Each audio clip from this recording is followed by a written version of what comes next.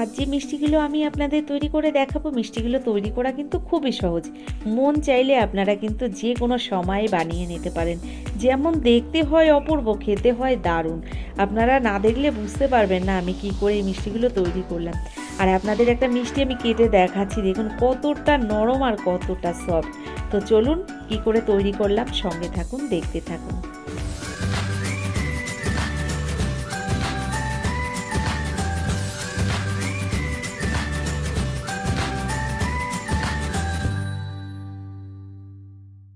আজ যে মিষ্টিগুলো তৈরি করব তার জন্য দেখুন প্রথমেই একটা বোলের মধ্যে একটা কাপ মেপে 2 কাপ চিড়ে নিচ্ছি। আপনারা মিষ্টিটা যে অনুযায়ী তৈরি করবেন সেই অনুযায়ী কিছু মেপে চিড়েটা ব্যবহার করবেন। দেখুন এখানে 2 কাপ চিড়ে আমি প্রথম জল দিয়ে ভালো করে ধুয়ে নিচ্ছি এই চিড়েটাকে। তো এখানে ভালো করে হাত দিয়ে চটকে চটকে আমি চিড়েটাকে কিন্তু সুন্দর করে পরিষ্কার করে ধুয়ে নিচ্ছি। আর দেখুন এভাবে জলটাও ঝরিয়ে নিয়েছি। এবার আমি 10 মিনিটের জন্য চিড়েটাকে রেস্টে রেখে দেবো। তো এখানে দেখুন আমি ঢাকনা বন্ধ করে 10 মিনিটের জন্য রেখে দিয়েছিলাম। 10 মিনিট বাদে আবার চলে এলাম। চিড়েটা দেখুন কতটা ঝুরঝুরে হয়ে গেছে আর জলটাকে পুরো টেনে নিয়েছে। এবার একটা মিক্সির জারের মধ্যে আমি এই চিড়েগুলোকে দিয়ে দিলাম। তো দেখুন এখানে আমি চিড়েটাকে সুন্দর পেস্ট বানিয়ে নিয়েছি। একদম জল ছাড়াই পেস্টটা তৈরি করে নিতে হবে।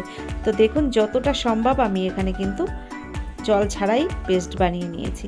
তো চিড়েগুলো এভাবে আমি সব পেস্ট করে নেওয়ার পরে এবার দেখুন এর মধ্যে একদম অল্প পরিমাণে একটু লবণ দিয়ে দিলাম স্বাদ অনুযায়ী। আর দিয়ে দিলাম এখানে 1 চামচের 10 ভাগের 1 ভাগ বেকিং পাউডার। আর দিয়ে দিচ্ছি 4 চামচ গুঁড়ো দুধ। সব কিছু দিয়ে আমি একসঙ্গে ভালো করে মেখে নেব।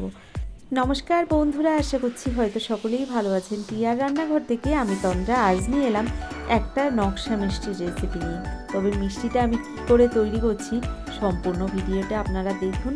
আর আপনারা ভিডিওটা দেখার শুরুতে একটা লাইক দিয়ে ভিডিওটা দেখা শুরু করুন।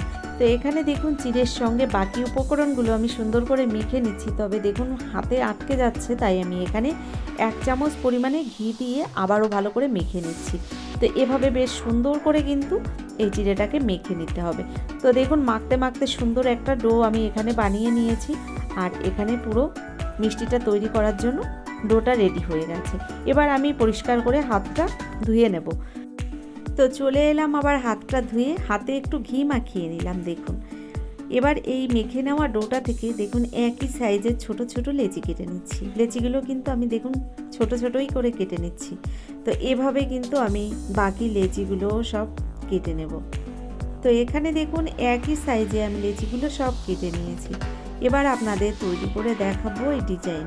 তার জন্য দেখুন একটা থালার উপরে এটা কি বলুন তো, কলা গাছের যে খোলাটা থাকে না গায়ে, সেই গাছের খোলাটাকে কিন্তু আমি এখানে নিয়েছি। মাঝখান থেকে আমি একটু খোলাটাকে কেটে নিয়েছি। আর কেটে নেওয়ার পরে এখানে নিয়ে এলাম। দেখুন আমি এই ডিজাইনটা তৈরি করার জন্য এই খোলাটার গায়ে একটুখানি ঘি মাখিয়ে নিচ্ছি।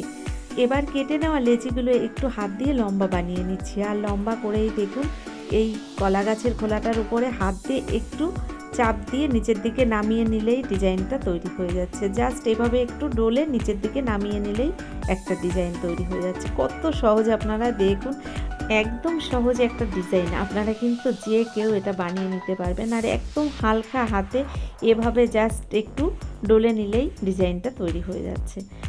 তো এখানে আমি একইভাবে বাকি ডিজাইনটাও দিয়ে নেব।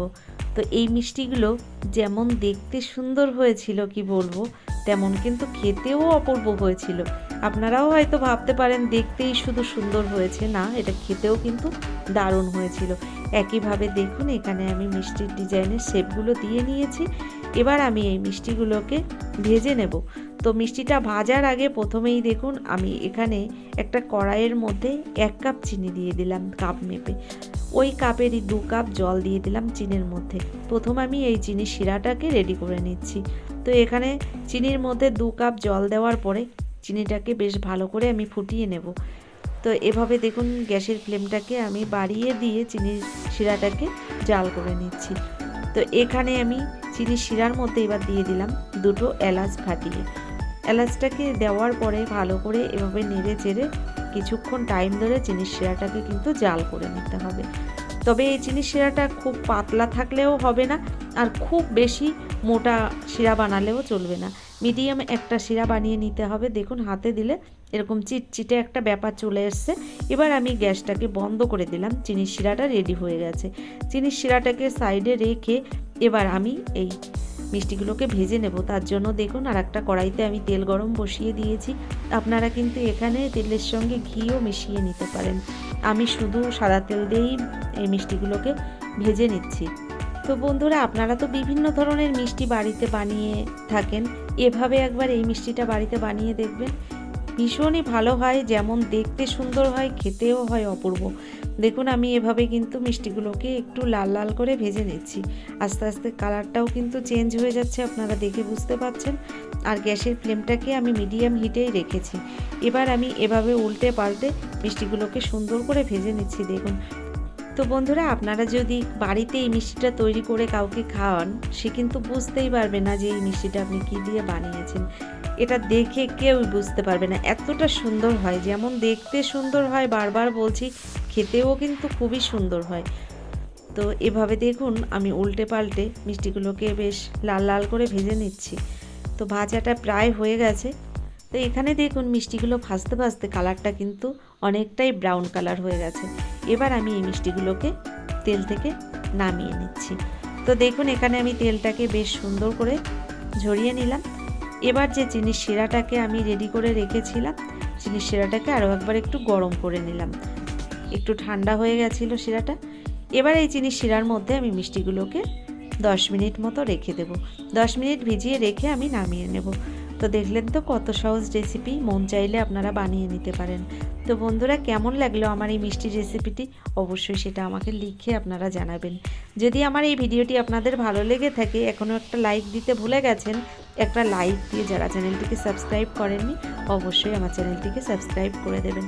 ধন্যবাদ এতক্ষণ ধরে ভিডিওটা দেখার জন্য।